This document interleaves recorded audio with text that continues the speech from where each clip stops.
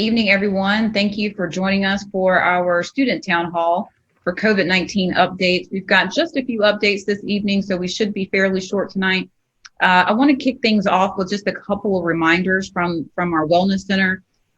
We are going into flu season, and so we want to remind all of our students to get your flu shot. If you missed the flu clinic that was last week, we still have the opportunity for you to go to Student Health Services and get a flu shot. Just simply call Student Health Services and make an appointment, and they can get you in for a flu shot. We're still doing reminders about COVID-19 testing. You can get tested on campus if you are symptomatic. So if you are not feeling well, please remember to quarantine yourself until you can get an appointment, but call the Wellness Center and they will give you instructions for how to make an appointment and also for how to get tested.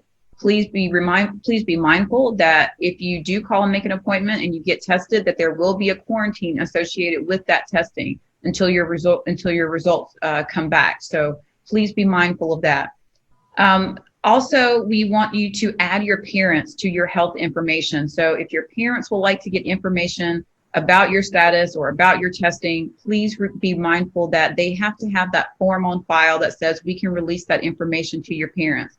So when you go to Student Health Services, ask them for the form, and they'll be sure to give you that once you get there.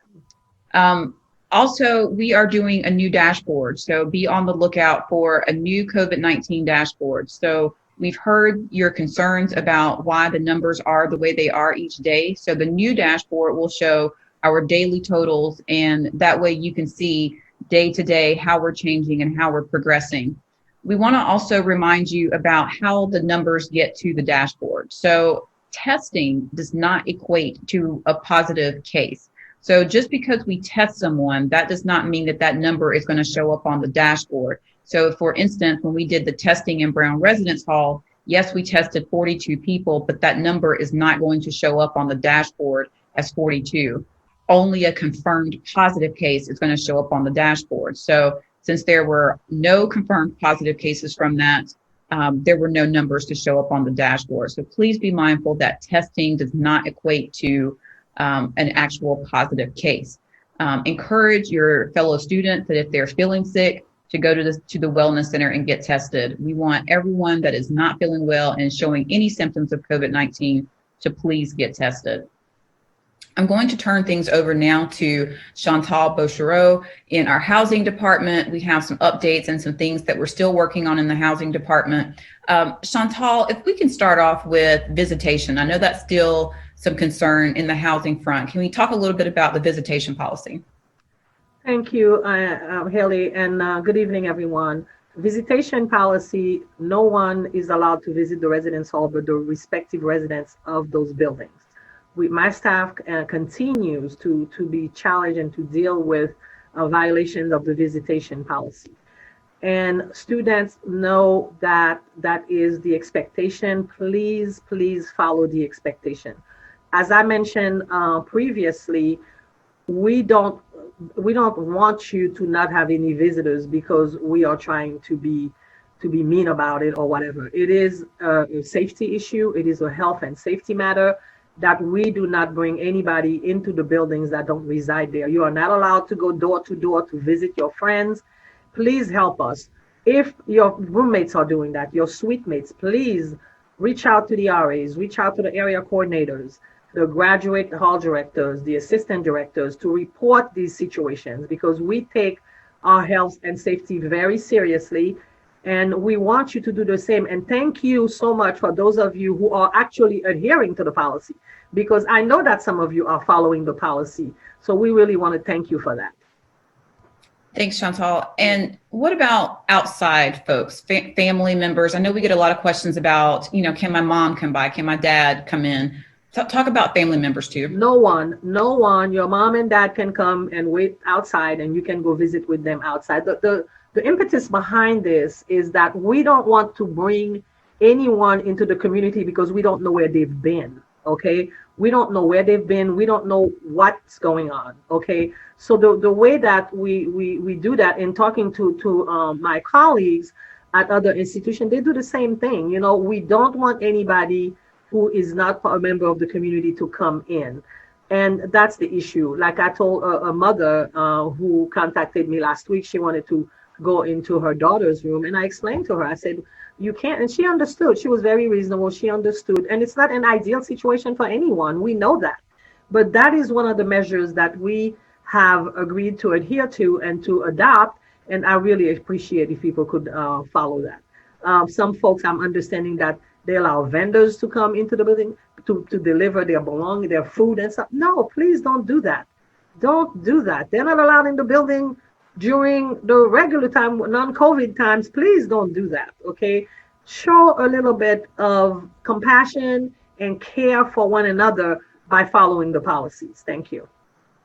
Talk a little bit about room assignments and reassignments. I know that as we go through COVID, some folks may be nervous about continuing to have a roommate and may want to change locations. Can you talk a little bit about that process?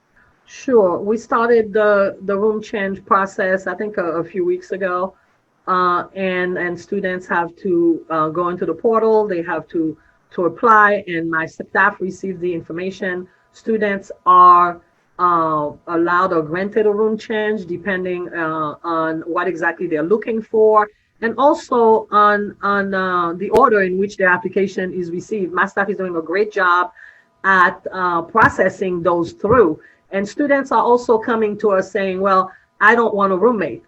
Students who put their beds together and occupy the entire room will be charged for occupying the entire room. You are only paying for one bed, not the entire room. So we have policies for that. We really want students not to take advantage, because when you came in at the beginning of the semester, there was an empty bed in your room, or your roommate may have left. That does not mean that you have you can take the space, you can occupy the space. My staff has the jurisdiction to be able to go into those rooms, the empty spaces, to check on spaces and to let students know that we are moving somebody into the room. And then, and they give, my staff gets pushback, and sometimes students are not necessarily very polite sometimes, but my staff takes the time to explain to them, to educate them on what it is that we are doing.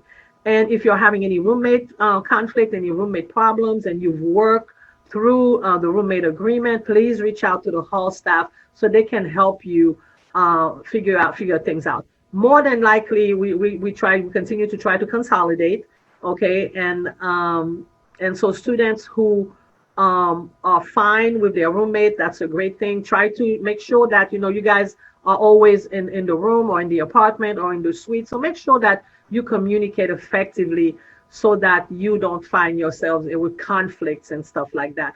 We are here for you guys. We want you to have a good experience, but please understand that we are doing room changes, and the spaces that are not occupied are residence life spaces, and we are entitled to use the spaces. Okay, thank you.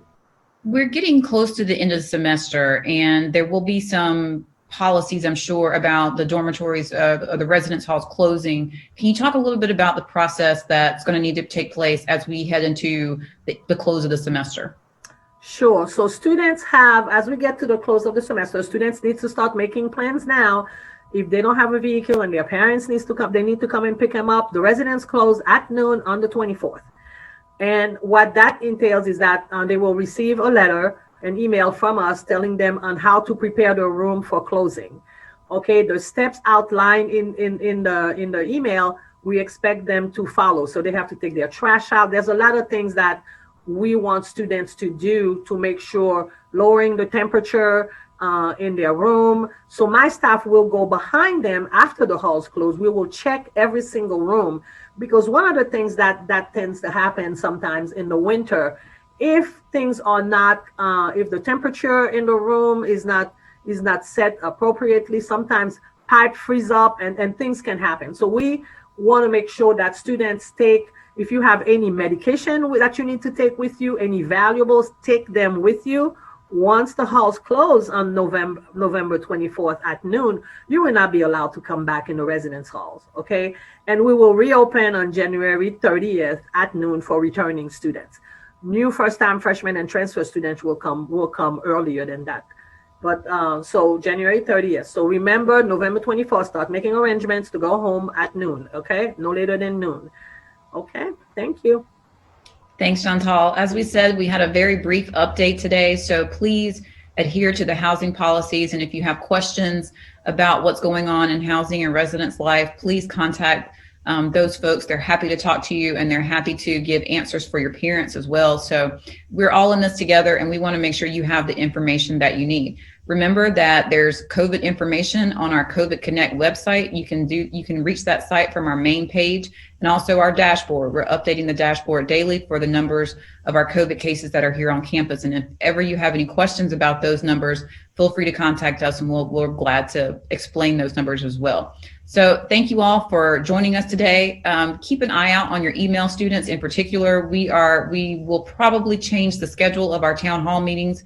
And so the next town hall, we will send you a notice of when that will be. So we will most likely not be here next week, but we will send you an update on when the next town hall will be. So please keep an eye out on that. We have important information that we want to share with you and with your families, and this is where we're going to do it.